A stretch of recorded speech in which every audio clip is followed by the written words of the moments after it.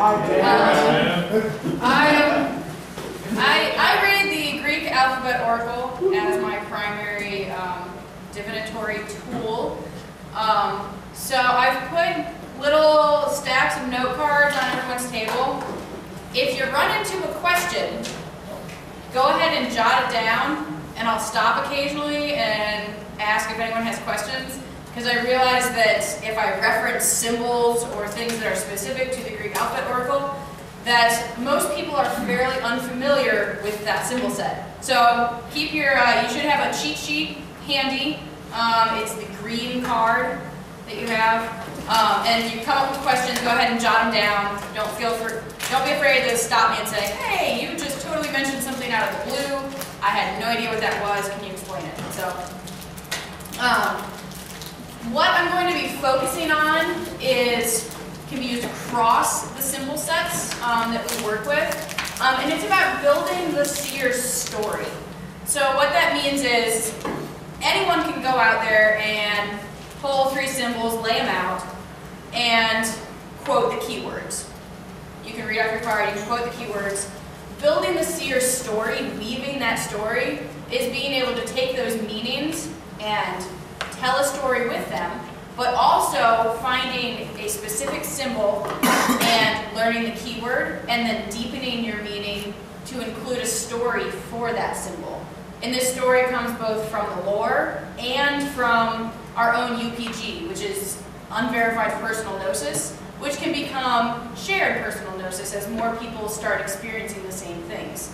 So I'm going to kind of talk about all of those, as well as building a practice that allows you to do that more easily.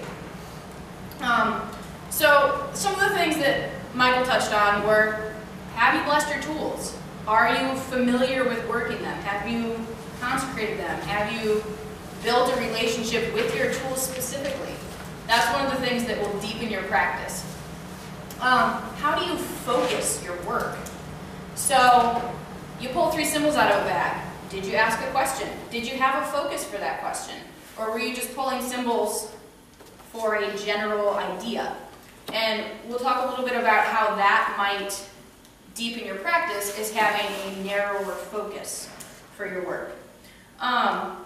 One of the other things that we'll start in here is laying the groundwork. I work with helper spirits when I do divinatory work.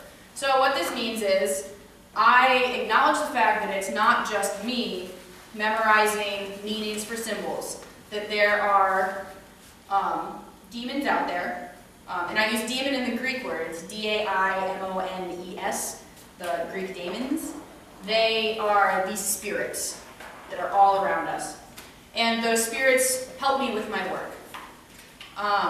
So when you're building your divination practice, one of the first things you can do is acknowledge that and begin to develop a relationship with those spirits.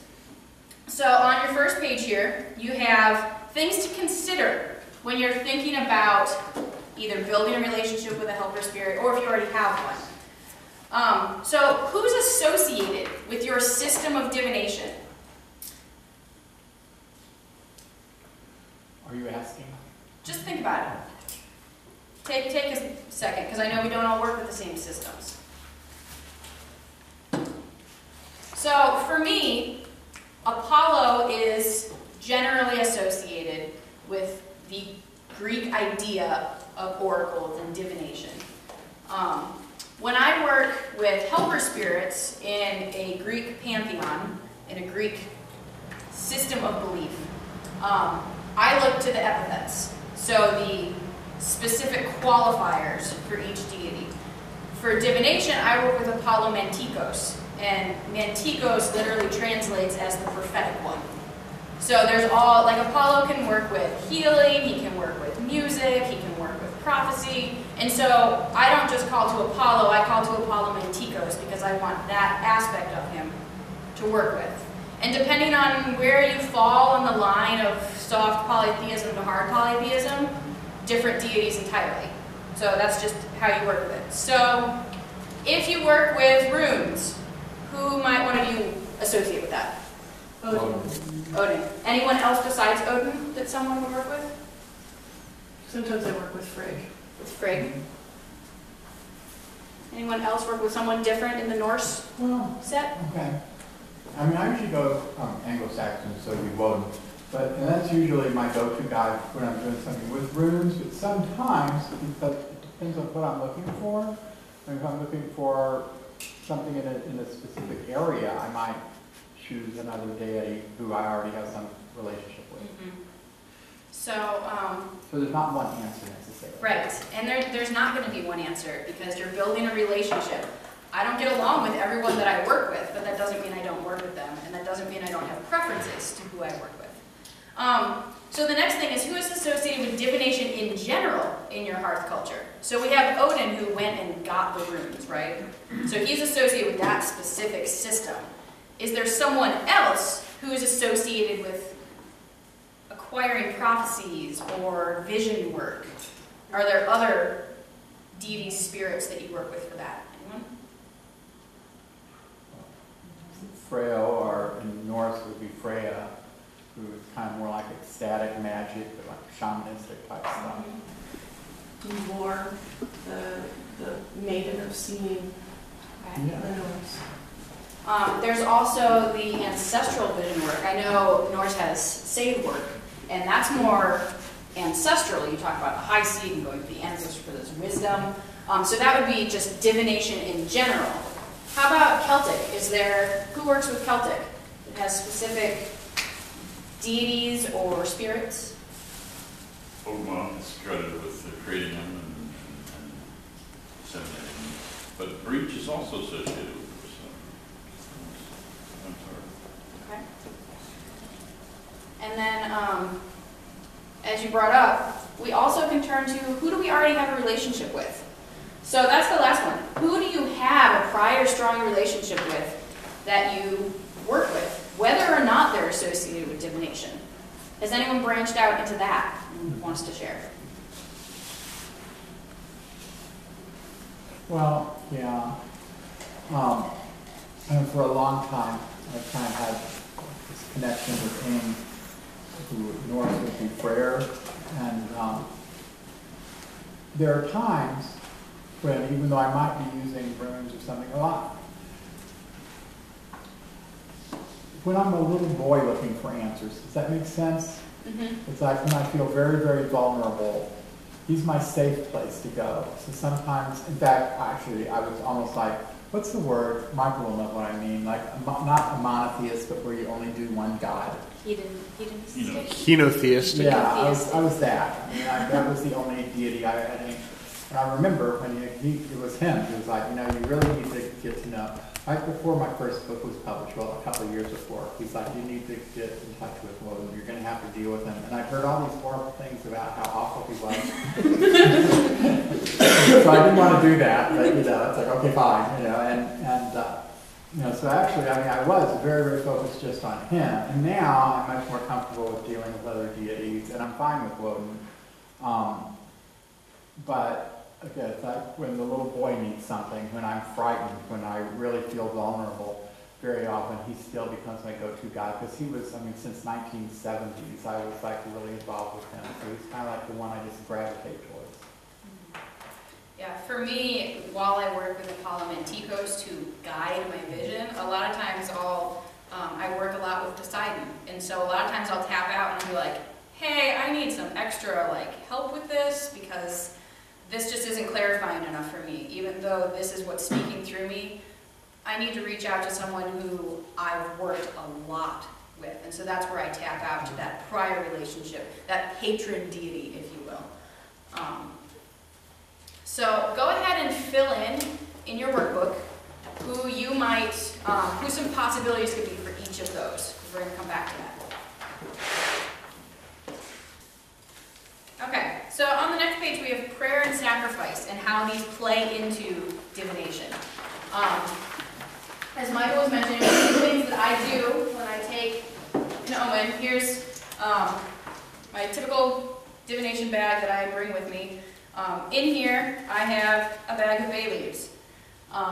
So when you're thinking about saying prayers and making sacrifice before you do divinatory work, there's some other things that you want to consider. you want to ask someone for help. And while this isn't necessary to do divinatory work, it is, once again, one of those things that's going to deepen your practice.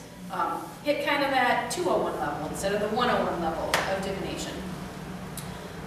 So we've already talked about who you might reach out to, what spirits, what deities you might reach out to gain that. The other aspect is triggering the state of mind as a seer. So with Michael, we talked about finding that inner growth, finding that place that you do divinatory work from. There are aspects of trance work where you can create a trigger, and that will drop you immediately into that place where you can do the work of the seer. And so your prayer and your sacrifice have a dual purpose. Not only are you calling out to that spirit and bringing them a gift to ask them to help you, you are also using that rote of the process that you use when you speak the prayer, when you make the sacrifice, that drops you into that trance place where then you can be the seer. You become that divinatory conduit. So what I want us to do is start writing a prayer that you would speak. So the first thing is, who are we asking for help? So on the previous page, you wrote down some options for who you might be asking for help. So fill in that first blank. Who do you want to work with? So for me, what I would put in there is Apollo Mantikos.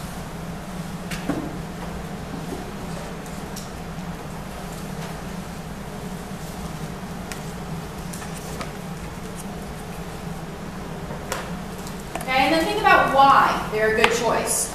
So the three reasons we really honed in on were, are they associated with my system of divination?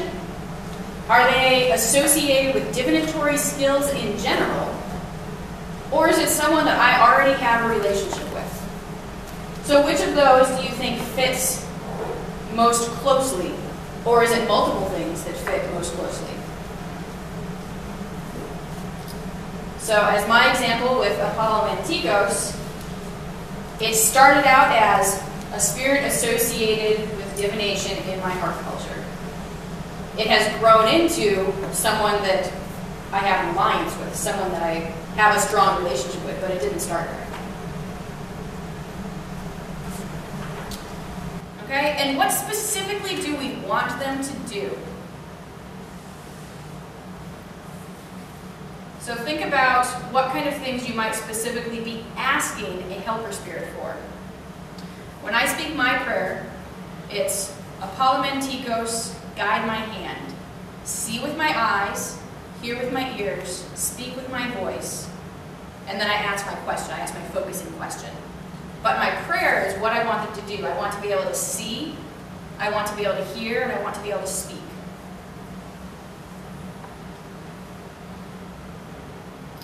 So what you're looking for is probably verbs. You want to know, you want to experience. So think of some words that you could use for what you might want from that spirit. And don't be afraid to be super specific.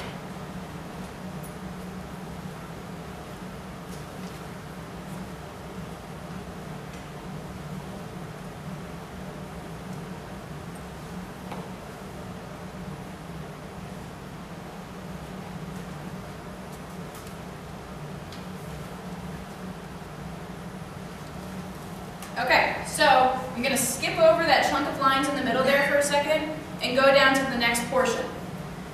When we make a sacrifice for divination, when we give a gift, when we make an offering, what are we doing it for? What are our reasons? So the things to consider as you're thinking about who you want help from is, what do they like? And this is where you might tap into some of that UPG, some of that unverified personal gnosis. There's a bunch of people who say Aphrodite likes dark chocolate. Well, does it say that anywhere in the lore? No. But if that's what you've experienced they like, then that could be an option. So in your blank for what your helper spirit likes, jot down some ideas of what they might like. And this doesn't have to be something that can be found anywhere or verified anywhere. If it works, it works.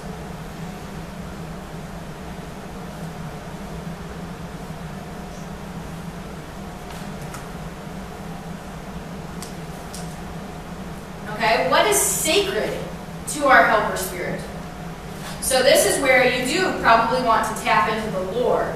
Most deities, there's reference somewhere, if you have a good source for them, of what is sacred to them. Are there trees? Are there animals? Are there colors? Things like, what kind of things are sacred to them? In the instance of Apollo, his tree is the bay laurel. And so when I offer bay, that's where I pulled that from, is from the lore. That is the sacred tree, so that is what I give.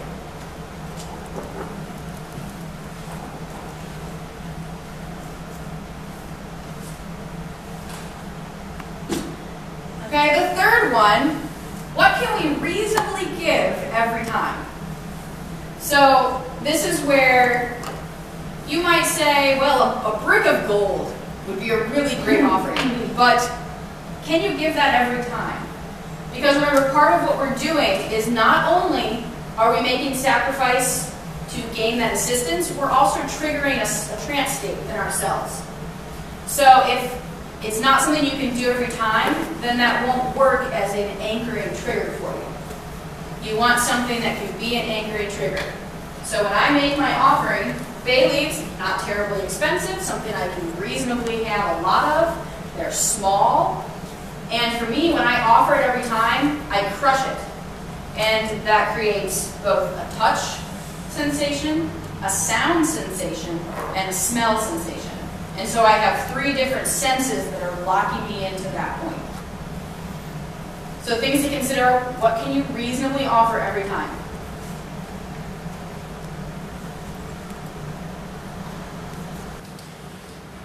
Okay, so turn to a partner or a small group and talk about what kinds of things you've written in those blanks.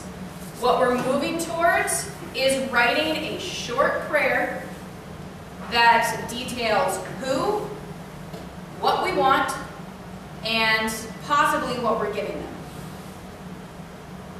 So who, what do we want from them, and what are we giving them in return for that? So turn to a partner and talk about what kinds of ideas you've come up with and start sketching that out. Okay, so it sounds like we're kind of coming together. I will start over here. You guys look done. So kind of give me just a synopsis of what you talked about, and then if one of you has a prayer that you've sketched out or that you have ideas for, if you could share that. We kind of just basically, 2 of us had picked like deities who are actually what I would classify as patron deities. I'm very much in the air. I'm working with several different people simultaneously. We had also discussed kind of like the connections and trying to find out how to give the offering. We basically came up with like shopping with like things to do that we have to do. It's like, oh, we never thought about this, we never thought about this. And for me, because my daily devotion, I climb the ladder. I climb the ladder and I honor everybody that I need to honor in order of what role they're playing in my life. So, kind of start with Hestia and work my way up to Hestia.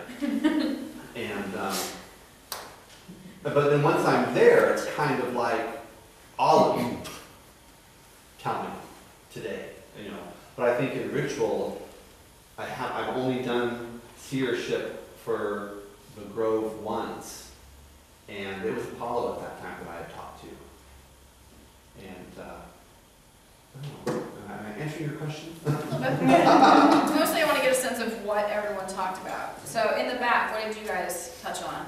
I wrote my prayer. You wrote your prayer. I'll come back to prayers. Okay. I'll come back to that. What did you guys in the back talk about? What's up? Sure. You want me to share? So who are we asking for help? My go-to person, I'm more of a goddess worshiper myself. I always go with Sophia. She's the goddess of wisdom. She's the goddess of knowledge. Just seems like the right go-to person. And she is the kind of like the focal point of our coven. Why is she a good choice? Well, she is, our covenant is based around her. I feel that relationship with her, and of course, the wisdom aspect. What specifically do you want? Guidance, strength, keeping my mindset on the right path, and openness, open-mindedness. Might not get the answer that I'm seeking. Good. Go back over to you guys in the back over here. It's interesting, we are all of us Celts, but we came up with 3 different approaches about how we should approach. One of us picked the ancestors of those lands. One of us picked gods, and I picked the nature spirits. So we all You work well together. So we came up with 3 different answers to that question, but they all sort of asked for the same thing, you know, sort of guidance, grounding in the lore. The 3 different, obviously, different types of offerings came up in that. But I just thought that was very interesting that we've come up with all 3 of the kindreds as a way to approach one heart culture. How about you guys here in front? We talk about everything. Give me one specific thing. I was the only one who already kind of had something in place a little bit. But being very eclectic, I was calling on just the kindreds in general for my blessing and gifts in return of seeing. But Beth is much more grounded in the nature as a whole. We decided it would be more likely for her to call on like the Earth Mother. God is very much more goddess oriented, and Athena happens to be her primary deity, so that would probably be who she would call. But did you pick on anybody that was particular for you? Having worked with Frigs for 10 years, Phila is probably who I would call to going with the business idea of, if you have a problem, you take it to the person that you know that is busiest, because they will dispatch you with your solution in the quickest amount of time. that is a business That's principle. a different approach. Yes. I like that.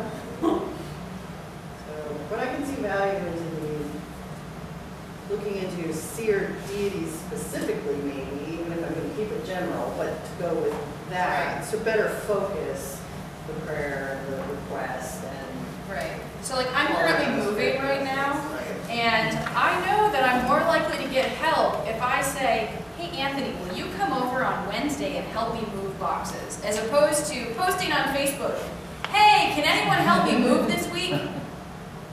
Because everyone might just assume, oh, someone else will help. So that's the same kind of idea. You're going to get more reliable results, let's say, with a tighter focus. You might still get results with a less tight focus, but they're not going to be as reliable, and you won't get exactly what you want every time. So more likely, more reliable. I know Christina had come up with a prayer, so let's hear it. Yeah, okay, so I chose Frigg because I've been working more and more with her. And so I kind of vacillate between 2 different offerings, I just want to say first. So I think what I'm going to do is I'm going to carry both wool and grain in my bag. And then wool would be like convertible, and grain would be if there's no fire and I'm just out in the middle of nowhere and you just didn't get to the roads. So I like the idea of the wool and grain offerings. And so I wrote, All Mother Frigg, open my eyes to the truths of the worlds, fill my mind with the wisdom of the gods, and speak the truths of the ancients from my mouth. To kind of play off yours, I really like that prayer. I like it. Does anyone else have a prayer that they would like to share? Yep. Kindred bless me that I may see true. Let me hear the song of all the worlds. Let me speak only truth in me. I love that. Does anyone else have one that they'd like to share? You and I I have talked to. I mean, inadvertently, when I first did my prayer, you were like, what did you say? And ours, you know, ours are very similar because I say, open my eyes that I may see, open my ears that I may hear, open my mouth that I may speak in wisdom. So that was just very fascinating that we both connected and didn't even talk to each other Yeah. before we realized our prayers were almost identical. It's interesting that, at least in the Greek hearth culture, those three things are three of the epithets of Apollo as a prophet. Apollo the seer, Apollo the converser, and Apollo he who hears.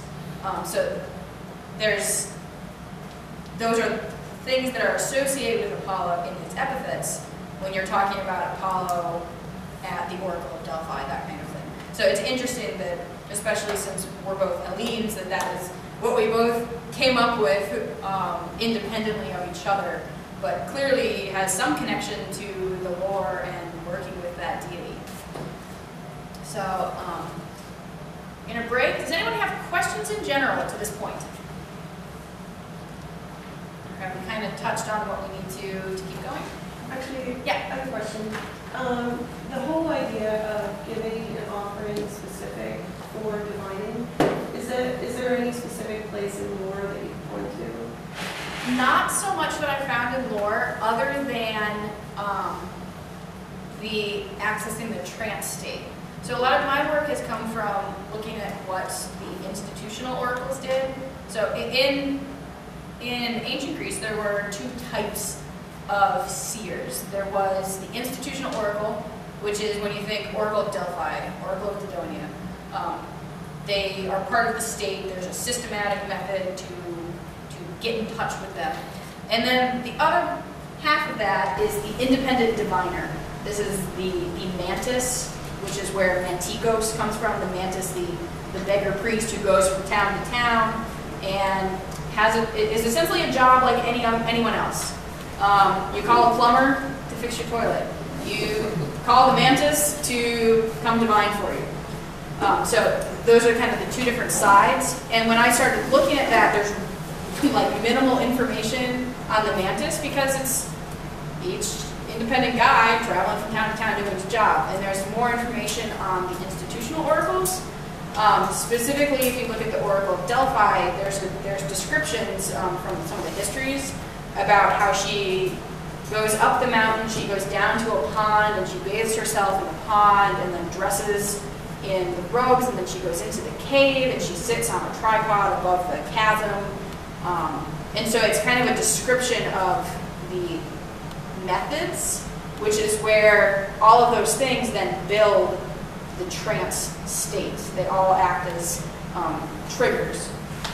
The source of that all comes from is Sarah Ellis Johnson in Ancient Greek Divination, I think is the name of the book. It's a fantastic source. Yeah.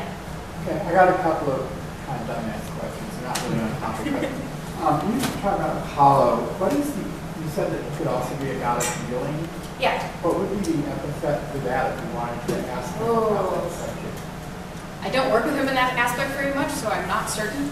Okay. Anyone else know? I'll reach out. I'm starting to, so I'll get your information, and once I find out, I'll email you. I'll give you my email. Yeah, I work with his children when I do healing, which is Asclepios and Asclepios' wife Epione, which are the physical and the mental healing. So, Okay. not sure. Okay, my other question, you said this wandering divination dude was called a mantis? Yeah. Like the bug?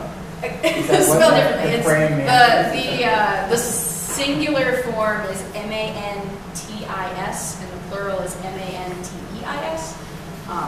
So is that what the bug was, is that what that means, the praying mantis? Yeah. Is that what I think they're Yeah, I think They're- they come from the same. That's, I was kind of Same wondering if root, that they yeah. sound the same or if that was actually where the name Yeah. came I think from. there's a relationship. That's why I said it's kind of like not Yeah. looking on topic, but now I'm curious about it. But curious and interesting, right? That was a good question. Okay, so we've talked about seeking help from the spirits, tapping into those spirits, And now we're to the point where we're going to actually take the omen. So we haven't even pulled any symbols yet.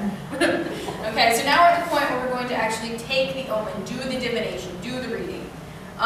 So this is where it really comes down to that focus. The same way I said, if you're moving and you want help, we've called out to a specific thing, but now we also need to say what we specifically want from that thing.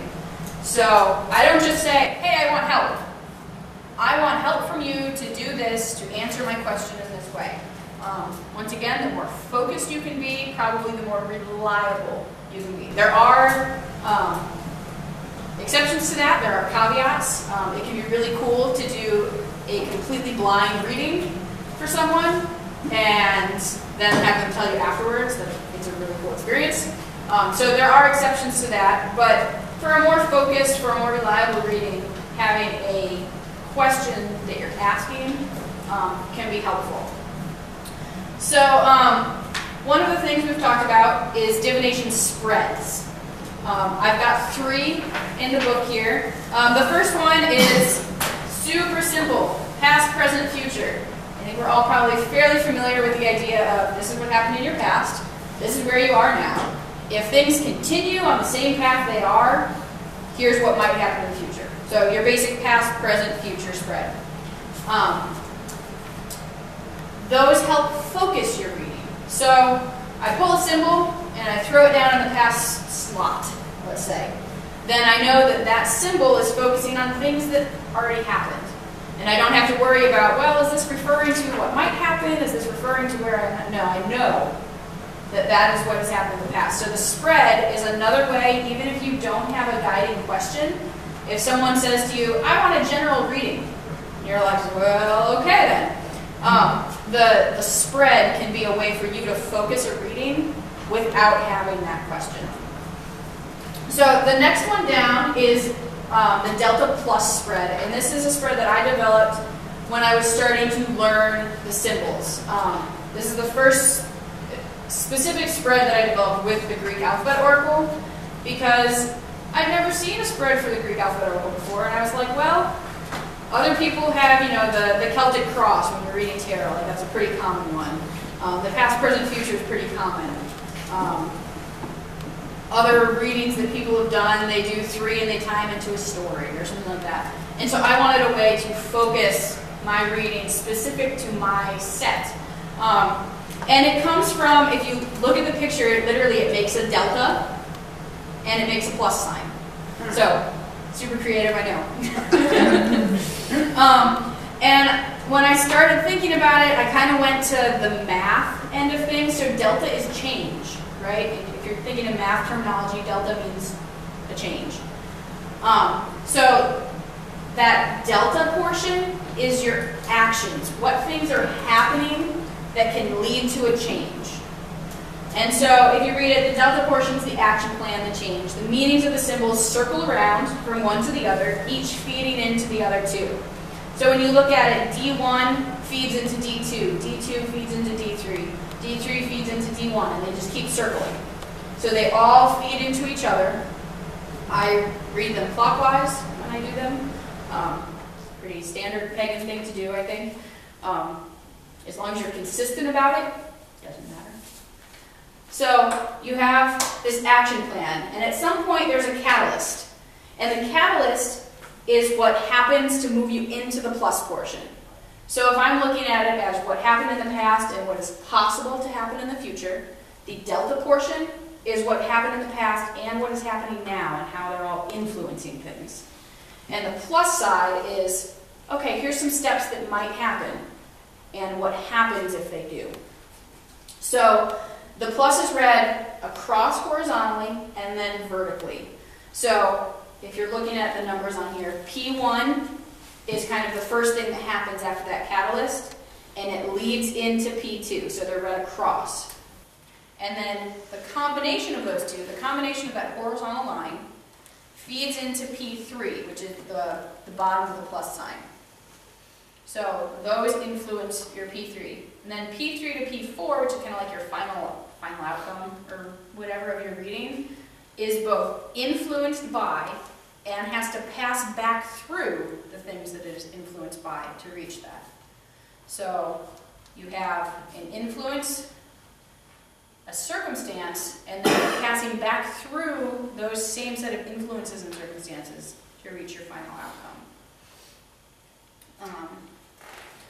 So from there, I didn't include it in here. You can stick it on the bottom if you want. Sometimes people will say, well, that doesn't make any sense. Can you clarify it for me?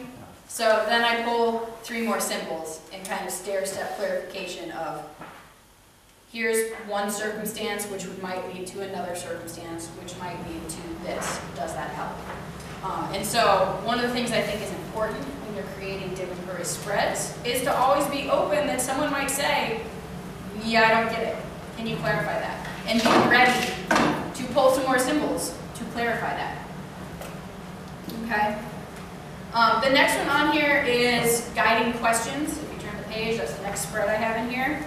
And this is a more specific questioning. So the Delta Plus is pretty good if someone wants a general reading. They say, hey, can you just tell me where things stand? And you can fit that one to work fairly well. Guiding questions is someone wants a specific answer about something, or they have a very specific question that they're looking for guidance on.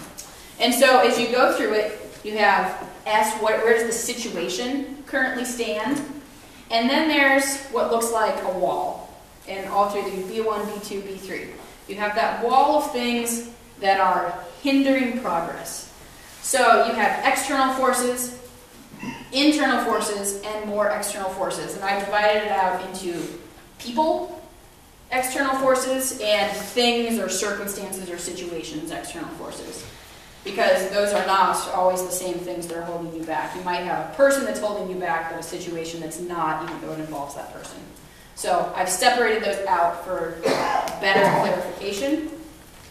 So you've got the wall, then you have a C, and the C is if things continue on their current path with no major changes, you just keep trucking along like you're doing, that might be where they're likely to end up. Where you want them to end up is out past the F at the end of that, out past here. So you're looking for advice. That is where the 2 A's come in.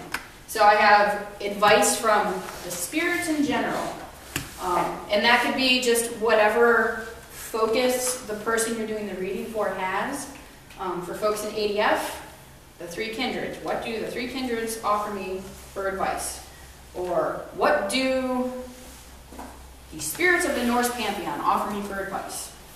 Okay, what do the spirits of the Greek pantheon offer me for advice? And then you also have, what advice does your patron offer you? There's a lot of pagans, I won't say most, but I'll say a lot, who have specific spirits that they work with, patrons, relationships with, whatever. So what advice does that spirit in particular offer them? And you don't necessarily need to know who that is when you're doing the reading, because the person you're doing the reading for will know who it is and who that message is from. And then the F is what should you focus on to get the best outcome. So you have the 2 sets of advice, and then you want something else to focus on, because advice isn't necessarily as clear as we want it to be, and so having one specific thing to guide your actions from here on out can be helpful. So that is kind of a more specific, you have a question that someone has asked you, and you want to help them work through that. Is a good spread for that. Any questions?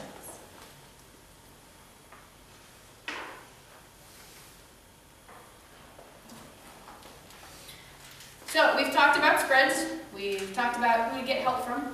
Yeah. Okay. Yeah, I do have a question. I hope not taking up everybody's time.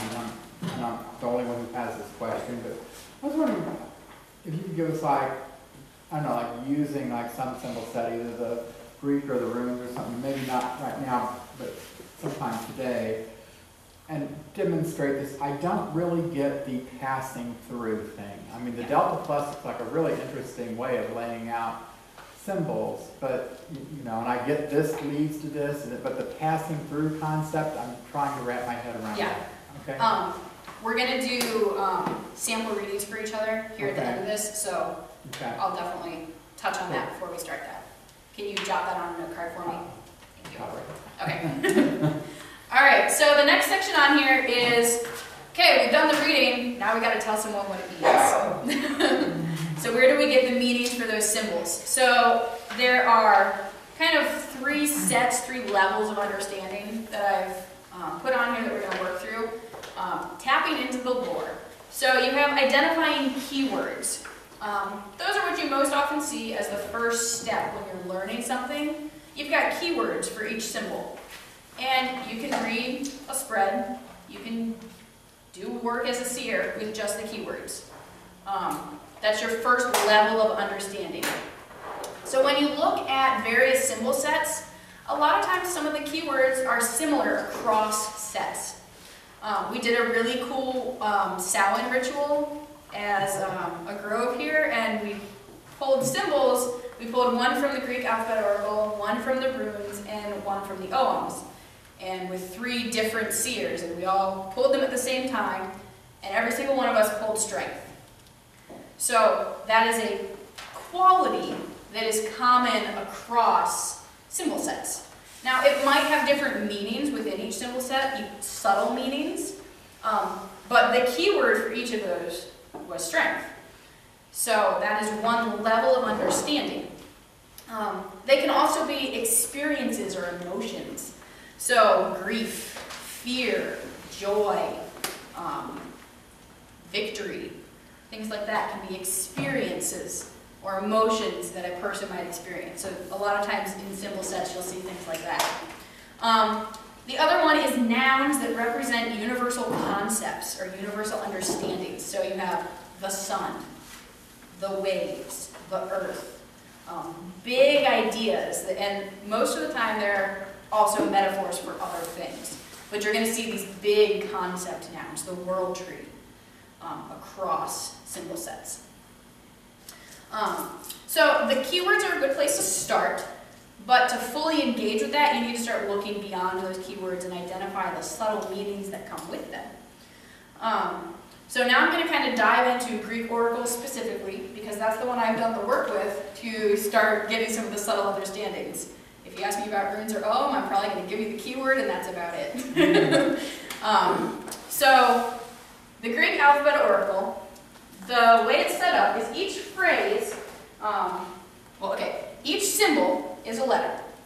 The letters come from a tablet that was found on Mount Olympus, but Mount Olympus in Turkey, not Mount Olympus in Greece. Just but it was found on a tablet, and on that tablet were phrases, and each phrase started with the letter of the alphabet. So you had a phrase that started with alpha, a phrase that started with beta, a phrase that started with delta, so on and so forth. Those phrases are where the keywords come from. So when you're looking on your cheat sheet card, you'll see the confusing one that I've been asked about is, why does alpha start with an H? Well, that's a transliteration. So in Greek, it starts with an alpha. When you transliterate it to English, it starts with an H. So just keep that in mind, that just because you see an H there does not mean that that is the letter H. It is still an alpha. So these come from a tablet, and there's a phrase. The phrase is where we pulled the meaning out of, and the keyword is that word that starts with the letter. So you see alpha is everything. That's the keyword in that phrase. The whole phrase is the god Apollo says you will do everything successfully, based on translation.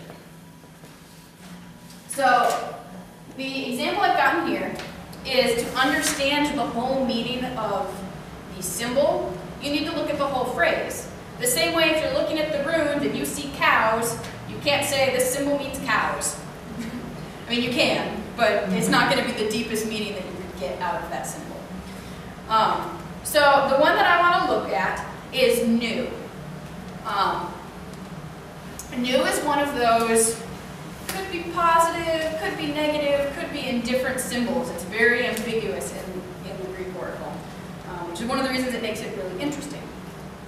So the phrase for new is the strife-bearing gift fulfills the oracle. And the keyword is strife-bearing. So if you're looking at just the keywords, you see strife-bearing, you think negative, strife, this sucks, oracle of doom and gloom. Okay? So that's your keyword and your phrase. So to get the whole meaning of that, we're going to want to start looking at relevant mythology. So this is where we're going to tap the lore. We're going to look at stories that associate to that concept of a strife-bearing or a strife-bearing gift, which sometimes seems kind of contradictory. Strife-bearing gift. That doesn't sound like a lot of fun. So when you're looking at the mythology, what I like to look at is the stories of heroes, because they've got lots of stuff that happens to them. So you have a lot of different things you can pull from. So Heracles is an excellent example of the strife-bearing gift fulfills the oracle. Kind of background, Heracles, you might know him as Hercules. His story is he was disliked by Hera, so she cursed him. He killed his family, and to atone for killing his family, he completed the 12 labors. The 12 labors were what set him apart from humans, mortals, and allowed him to rise to godhood. So, if we look at that kind of very simplistic, sketched out version of that story, how did Heracles become the hero that he was prophesied to be? Would he have still been a hero, raised to the status of godhood, had he not been cursed? So the idea of the strife-bearing gift, it really sucks when Hera's mad at you. It sucks real bad. And she'll make you do real bad things. But out of that engaging with your strife, engaging with the circumstances of life that have kind of been thrown at you, you can rise above that. So to me, when I look at the deeper meaning of new, it's kind of the silver lining symbol. It's things are really bad right now, like real bad. But if I overcome it, then things can be really good for me. And so when I look at the deeper meaning, I've attached it to a story from mythology to help me understand it and to help other people understand it. So I have maybe a step up from some other people, because most American high school students learn about Greek mythology in school. So if I reference big myths like Hercules, most people at least have some general concept of what in the world I'm talking about.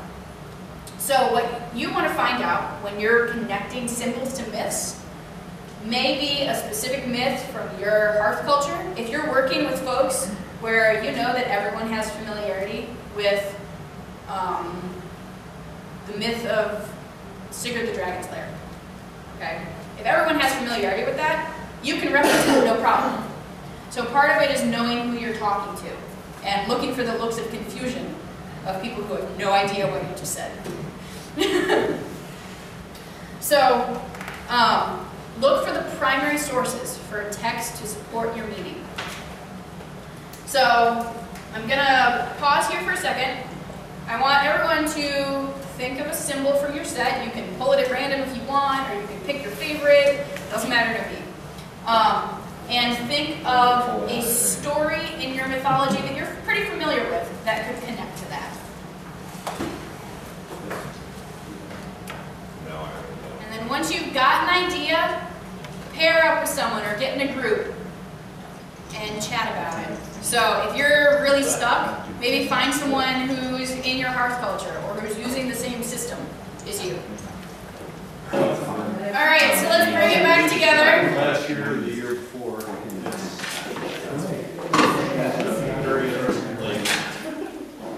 As I was walking around, I heard a lot of good ideas about various myths that we've thought about. And that kind of help you add more subtle meanings to a symbol that you initially might have thought had one meaning or maybe two meanings, to bring more clarification to it. One of the things that came up in a couple of the conversations that I heard is making connections outside the lore, which is the next section we're going to go into. So, Alaric was talking about the idea of Germanic hospitality and the idea of the gift in giving and receiving, reciprocity, ghosting, whatever you want to call it. And so that is a connection that can be beyond the lore. It's not necessarily one of the myths that we're looking at, but it is in the cultural context of the system. So that's another thing that you can think about, and I heard that come up in a couple of the conversations of, well, I don't know a myth, but it fits with the way that everything in this culture seems to work, and so that's definitely another thing to consider. You can also make connections to the person who asked you for the reading, or the purpose of the ritual. You can make connections directly to that. So if they gave you a question, and if the question was and you're familiar enough with that person to have the context for it, you can help guide them to making the connections to their life. In ritual, I know one of the things we do is think of how this omen applies to you personally. Think of how this omen applies to your community. Think of how this omen applies to the world. And so it's the idea of reaching out and finding different meanings and how the same set can have different meanings for different people. And that's something that's not going to be the same for everyone. So, are there myths relevant beyond the hearth lore? So this is where, okay, we've looked at the mythology, we've looked at the culture that the system came from. Well, how about our culture? There's myths within our culture. There's, pulling yourself up by the bootstraps to make something of yourself. White picket fence, that's a myth, a common ideal in our culture. And that's something that if you're trying to explain something to someone and they're just really not getting it with the mythology you're giving them, relate it back to their life. Relate it back to the common thread. We can probably all relate to someone who has wronged us, whether it's your boss, your parents, your significant other, whatever. We can all relate to someone who has wronged us. And so that can be a common thread that we can tie to. You can say to someone, you know that time when there was a person that just made you so angry? And you can tie that into the reading. We've probably all had unexpected gifts happen to us. You were having a really crappy day that one time, and all of a sudden something just fell into your lap. That's a common experience that we can probably tap into. So the idea of it's important for the person you're giving the reading to understand the reading. Me as a seer, it doesn't necessarily matter if I understand the reading, as long as I can explain it and elaborate it so the person who I'm seeing for can understand it. They're not always mutually exclusive. So many readings involve these relationships between situations and people and timing, and so it's tying all of that together. You want to be able to weave that story, and these are all tools in your toolbox to be able to weave the story. So you can pull from the mythology, you can pull from the common experiences, you can pull directly from the keyword. If that's all you've got to go on, go with it. So the next part is sometimes you just have a gut feeling about a symbol. The seer sees what the seer sees. That idea that what the seer has just spoken is what was meant to be spoken, what was the intent of that reading. So if we go into the next section on here, which is delving deeper, that might happen in the middle of a ritual when you're doing the omen. You might speak something and then later someone will say to you, I don't know what that symbol means. Well, it's what I said, it's what I saw.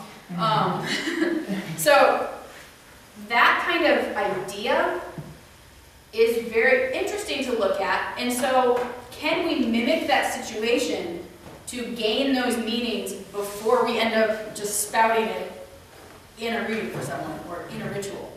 So this delving deeper is the process of establishing those more subtle meanings, the process of venturing into the keyword, the mythology, in your inner grove where those symbols live.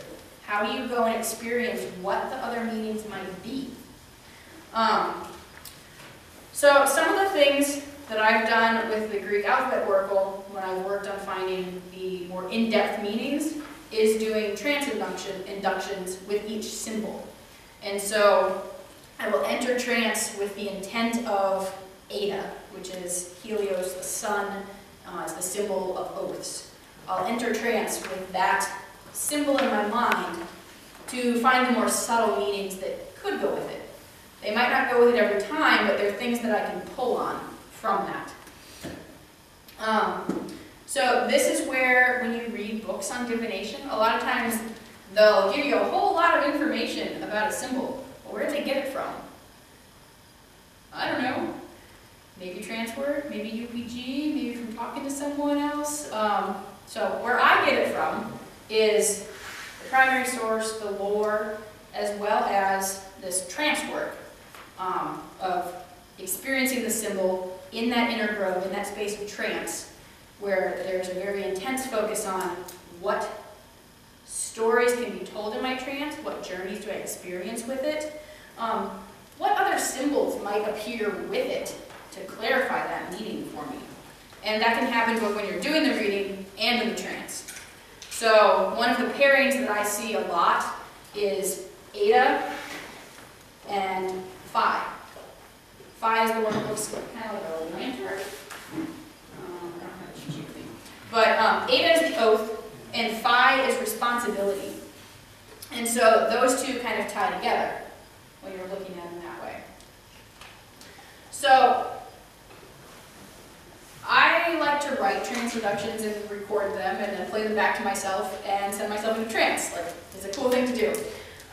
So if you're looking to start tapping into some of the more subtle meanings, it could be beneficial to think of where you see that symbol in your inner grove.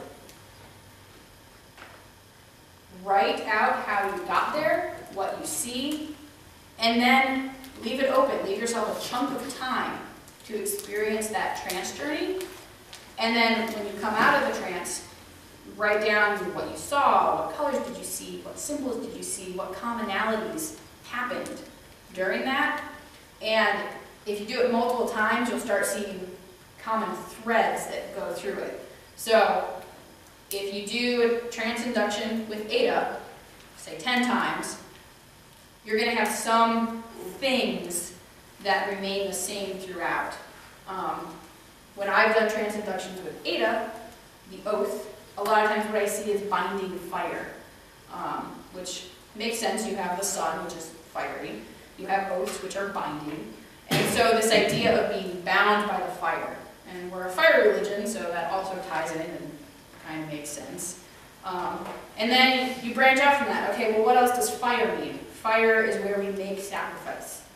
So does Eta have to do with sacrifice? And so you can branch out from that, and it's kind of like doing brainstorming, where you're doing word associations. But if you keep tying it back to, okay, well, what was the keyword? The keyword is oath. The keyword is Helios.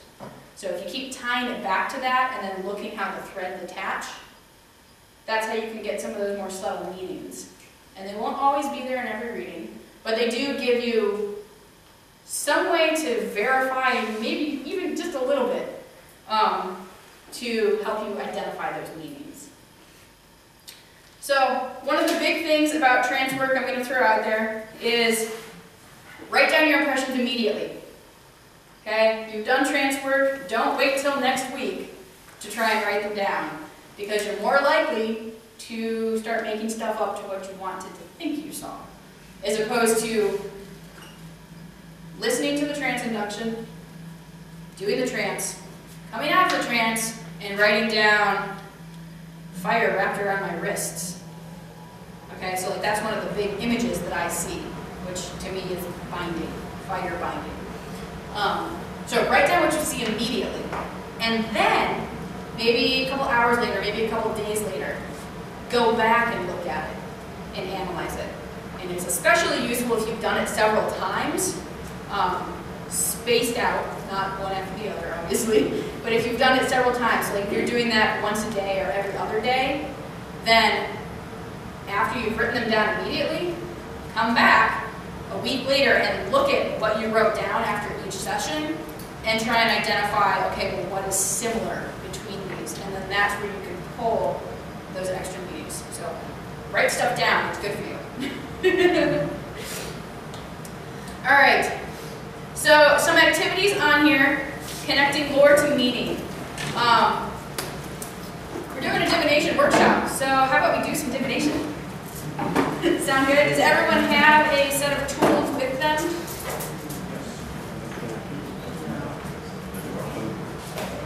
Yes, no? Okay, so I have note cards, so we can sketch out a set if you want to try that. One loan sets, Mike? Yep, our loan sets. Okay, so buddy up with someone, find a partner, and you're each going to do a reading for each other. You can use one of the spreads in the book, you can use a spread that you are familiar with, you can pull one. Doesn't matter, however you want to do your reading. Then what you're looking for is when you explain that reading that you've just done, try and connect it to lore, to common ideas in our culture, to keywords, so the things we've talked about, work on pulling those into your reading. Okay? So buddy up with someone. Okay, if you wrote a prayer, remember you can speak your prayer and make an offering. I have a whole bag of bay. If someone would like to make an offering and does not have anything, I have a whole bag of bay.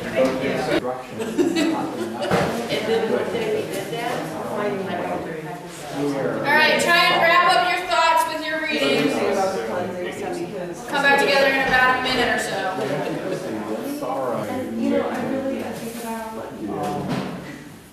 Alright, if we can come back together and we'll kind of tie it all up, and then there's lunch.